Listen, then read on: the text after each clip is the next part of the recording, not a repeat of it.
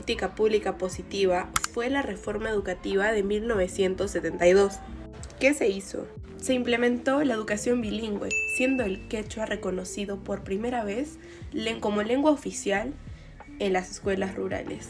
Con ello se buscaba integrar a las comunidades indígenas en el desarrollo nacional. Además, ya no se enseñaba para obedecer, sino para trabajar en comunidad y valorar la identidad nacional. Con eso añadimos el pensamiento crítico, más técnico y práctico. Pero no todo fue perfecto. Hubieron problemas de infraestructura, al igual que hubo un rechazo de parte de sectores más conservadores. ¿Qué se analiza de esta reforma? Pese a sus fallas, la reforma de Velasco marcó un antes y un después, debido a que fue un intento serio de hacer que la educación deje de ser un privilegio y pueda ser un derecho para todos.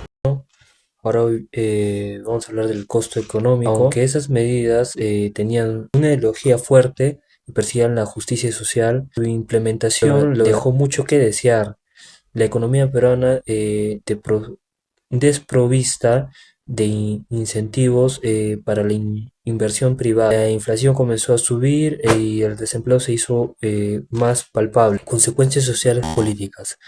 A medida de que las políticas económicas de Velasco Alvarado empezaron a mostrar sus deficiencias, bien lo hizo apoyo popular al malestar social, creció y con él el régimen empezó a endurecerse, su postura autoritaria. La crisis económica del Perú no fue solo un fenómeno financiero, sino también un catalizador de problemas sociales y políticos que afectarían al país por décadas. Vamos a hablar sobre la reforma agraria. La reforma agraria era la repartición de tierras entre la clase alta y la clase trabajadora para evitar la servidumbre. Acá se daba la ideología de que la tierra era para quien la trabajaba. Velasco fue el único presidente que hizo que esta reforma se cumpliera para poder poner fin a lo que era la servidumbre y el latifundio en la costa. Según Rodrigo Montoya y Estefano Varese, la concepción del territorio y la reforma agraria fue muy diferente en la selva que en la sierra, ya que en la selva en ese momento las comunidades indígenas no tenían un sentido común de lo que era el territorio.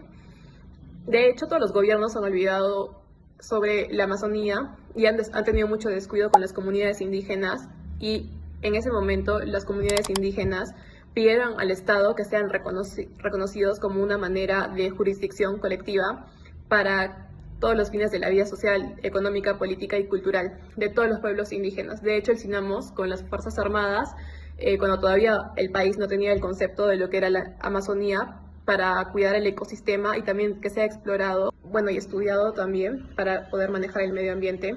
CINAMOS y las Fuerzas Armadas no operaron con una visión integral sobre la Amazonía. Entonces mantuvieron muchos criterios de colonización y mestizaje. A pesar de esto, el CINAMOS sí quería reconocer el territorio de la selva y de las comunidades indígenas. Desgraciadamente, no continuaron el gobierno de Velasco por su fallecimiento, entonces no pudieron reconocer ningún territorio indígena ni políticas públicas con respecto a la Amazonía, todo siguió igual. Un aspecto positivo era la comunidad industrial. Esto centró en que Velasco le dio la oportunidad a los trabajadores de las empresas que tenían mayor cantidad a 20 trabajadores que puedan participar ellos de la toma de decisiones de la empresa. Es como un cogobierno. Y este cogobierno conllevaba un beneficio muy grande que era el beneficio económico. Y este beneficio económico se transformaba o se traducía en la participación de las utilidades, un porcentaje de las utilidades hacia los trabajadores directamente. Esto hacía dos cosas. Primero, que le permitía a los trabajadores tener más poder frente a la empresa. Y segundo, que el trabajador directo es el que mueve la economía nacional en la micro. ¿Qué quiere decir? Al haber una cadena de consumos más grande, quiere decir que la economía se va a diversificar y se va a desarrollar mucho más.